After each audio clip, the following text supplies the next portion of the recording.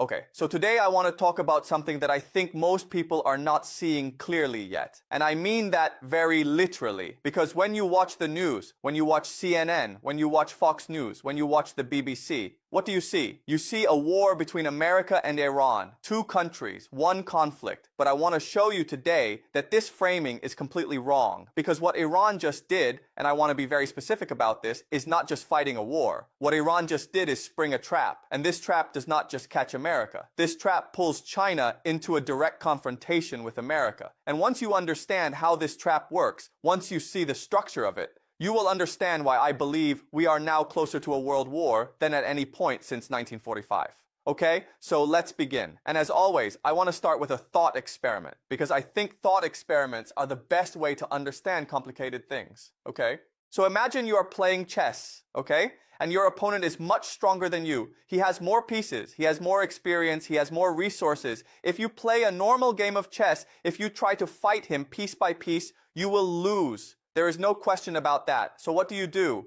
You do not fight him directly. Instead, you create a situation, a position on the board, where no matter what move he makes, he loses something important. You trap him. In chess, we call this a fork. One move attacks two pieces at the same time. Your opponent can only save one. The other one is gone. This is exactly what Iran has done to America. And the second piece, the one America cannot save, is China. Now let me explain this carefully, because this is the core of my entire analysis today. Okay, so first let me give you some background, because to understand what is happening now, you need to understand the relationship between China and Iran.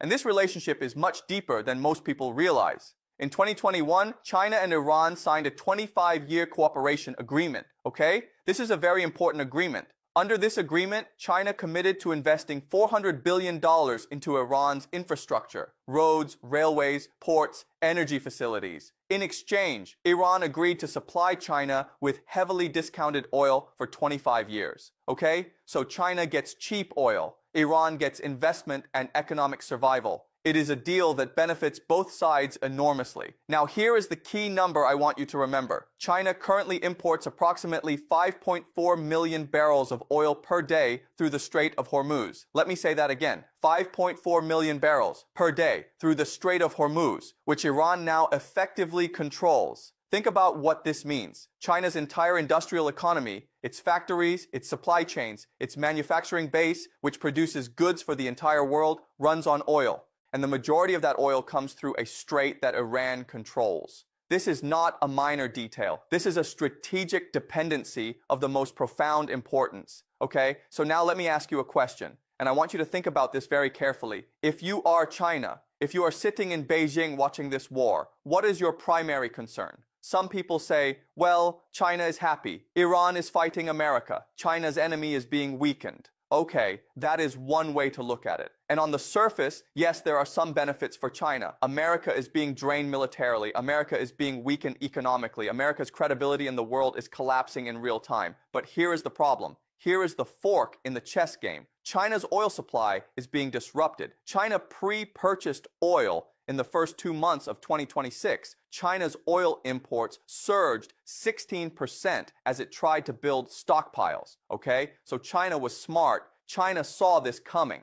But no stockpile lasts forever, and every single day that the Strait of Hormuz remains partially closed, China's economic pressure increases. Oil prices are rising, and for every 25% increase in oil prices, China's economy shrinks by approximately 0.5% of GDP, okay? That does not sound like much, but for an economy already facing pressure, already dealing with domestic challenges, this matters a great deal. So China is being hurt. Not as much as America, not as much as Europe, but China is being hurt. And here is where the trap closes, because China now faces a choice, and either option of this choice pulls China deeper into this conflict. Option 1, China does nothing. China watches Iran fight America alone. But if Iran is defeated, if America destroys the Iranian government and installs a friendly regime, then what? Then China loses its most important oil partner. It loses its $400 billion investment. It loses the 25-year agreement. It loses discounted oil. It loses the Belt and Road Corridor through Iran. Everything China has built in the Middle East over the last decade, gone. If Iran falls, China's entire Middle East strategy collapses. Option 2, China helps Iran. China provides weapons, China provides technology, China provides economic support to keep Iran fighting, and we are already seeing signs of this. Chinese companies have been providing missile components to Iran. Chinese satellite technology has been used to target American forces. Chinese radar systems, navigation technology, dual-use equipment, all flowing to Iran. The Americans have already accused China of providing chip-making tools to Iran's military. They seized an Iranian ship carrying Chinese dual-use equipment. So here is the fork. If China does nothing, it loses Iran and everything that comes with it. If China helps Iran, it risks direct confrontation with America. Either way, either path, China is being pulled deeper into this conflict. This is the trap Iran set, and America, by attacking Iran, triggered it. Now let me go even deeper, because I want to explain why this trap is so dangerous. And to do that, I want to go back to a concept I have discussed many times before. The concept of escalation dominance versus escalation control, okay? So escalation dominance is the American approach. It means I have so much firepower, so much military strength, that I can always escalate higher than you. If you hit me, I hit you harder. If you hit me harder, I hit you even harder. The idea is that at some point, the other side looks up the escalation ladder, sees how high I can go, and decides to stop. That is escalation dominance. Escalation control is the Iranian and the Chinese approach. It means I do not need to match you at every level. Instead, I control when and how escalation happens. I choose my moments. I choose my responses. I keep you guessing. I keep you off balance. And crucially, I make sure that every escalation by you costs you more than it costs me. Now here's the critical question. In a conflict between China and America, which approach wins? And the answer is very clear when you understand the geography. If America and China go to war, where does that war happen? It happens in the Pacific, in China's neighborhood. China has the home advantage. China does not need to project power across 10,000 miles of ocean. China is already there. And this is something the American military fully understands and is terrified by. The Americans spent enormous resources studying the Iran war, watching how their weapons perform against Iranian drones and missiles. They are learning. But here's what is very interesting. China is also watching. China has been studying every American weapon system, every American tactic, every American vulnerability, up close, in real time, in a live combat environment. The Americans are fighting against weapons that China helped design. So China now knows exactly how American systems perform. And America still does not fully know what China has. Okay, now I want to bring in a concept that I think is very important to understand. And this is the concept of what I call the strategic vacuum. Here is the situation. During the Cold War, America was very careful about where it fought wars. Why? Because if America attacked a country that was closely allied with the Soviet Union, the Soviets would respond. So America always had to ask, before every military action, what will the Soviets do? This kept America somewhat disciplined, somewhat rational, but the Soviet Union collapsed. And after 1991, there was no more constraint. America could attack Iraq. No consequence. America could attack Yugoslavia. No consequence. America could attack Libya. No consequence. America could attack Afghanistan. No consequence. Because there was no superpower standing behind these countries saying, if you attack them, you attack us.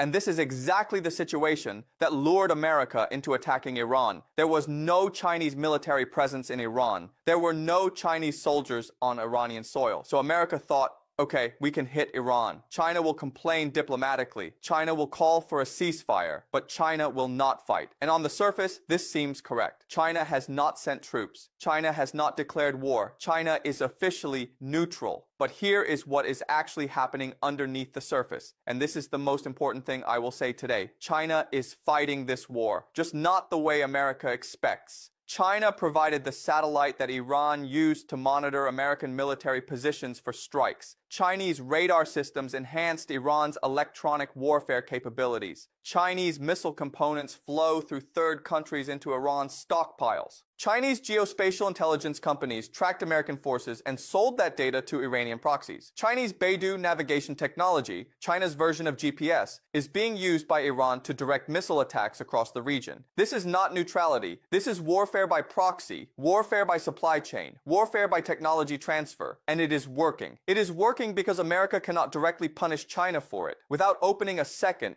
and potentially much more catastrophic front in the Pacific. This is the trap. Iran drew America into a war. China is helping Iran fight that war through indirect means. And America cannot stop China without risking a direct confrontation, a world war in the Pacific. Okay, now let me talk about what happens next, because I want to give you my game theory analysis of where this goes. I have been saying since 2024 that America will lose the war in Iran, not because Iran is militarily stronger, but because America cannot sustain a war of attrition against a determined, civilizationally unified enemy with a 20-year plan, while simultaneously managing a global economic disruption and a domestic political crisis. And now, with China in the picture, even indirectly, the situation becomes even more impossible for America. Here is why. America right now is stretched across multiple fronts simultaneously. It is bombing Iran. It is managing Yemen's entry into the war. It is watching Iraq's resistance forces strike American bases. It is trying to keep the global economy from collapsing as oil prices rise. It is dealing with domestic political opposition. Only 40% of Americans support this war. And now it has to manage a confrontation with China,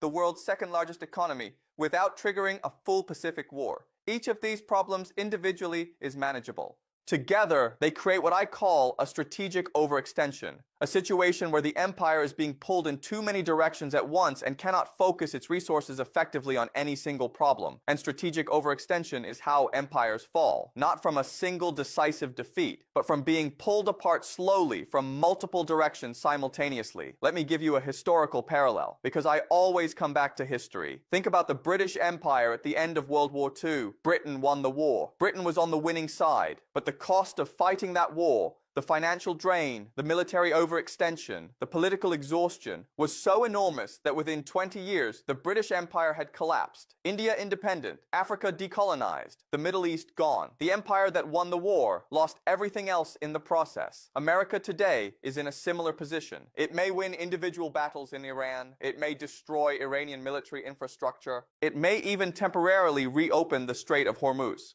But the cost of doing all this, in money, in interceptor missiles, in political capital, in global credibility, is draining the foundations of American power. And China, sitting patiently in Beijing, is watching all of this with great satisfaction, because every dollar America spends in Iran is a dollar it cannot spend on the Pacific. Every interceptor missile used against Iranian drones is one less missile available to deter China in Taiwan. Every American general focused on Iran is a general not focused on the South China Sea. This is what strategists call the cost imposition strategy. You do not need to defeat your enemy directly. You just need to force your enemy to spend resources in the wrong place at the wrong time. Iran is imposing costs on America in the Middle East. China is the beneficiary in the Pacific. Okay, now I want to address the big question directly. Is this World War III?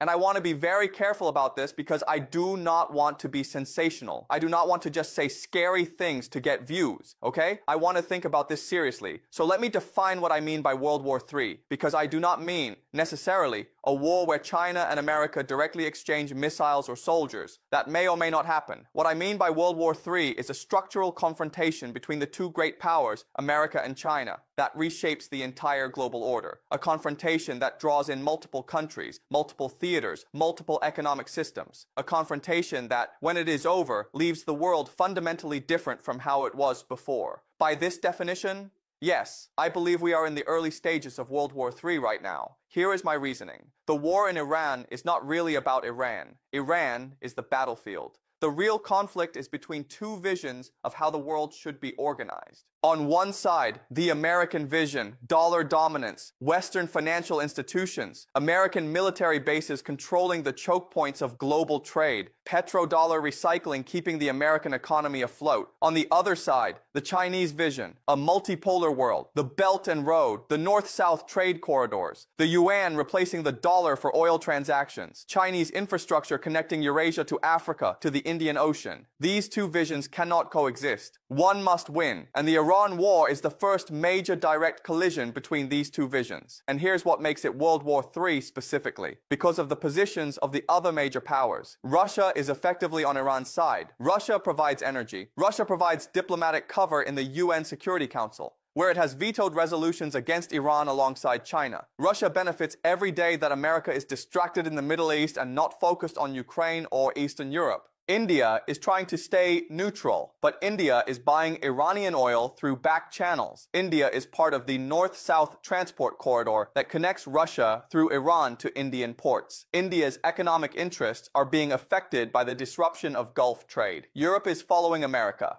but reluctantly, nervously, with one eye on its own energy security and economic stability. The European economy is already suffering from the oil price increases. Germany's president publicly called this war a huge blunder. Turkey is in a complicated position. Turkey is NATO, but Turkey has its own interests in the Middle East that do not always align with America's. What I am describing is not a simple two-sided war. This is a systemic reorganization of the entire global order. And that is what World War III looks like in the 21st century. Not trenches and fronts and declarations of war. It looks like economic warfare, proxy warfare, technology transfer, energy disruption, financial system fragmentation, and the slow collapse of the institutions that held the post-World War II order together. Okay, now let me come back to Iran specifically, because I want to make sure you understand what Iran actually did strategically that triggered all of this. Iran understood something that America did not. Iran understood that the real war is not on the battlefield. The real war is in the global economic system. And the Strait of Hormuz is the most powerful economic weapon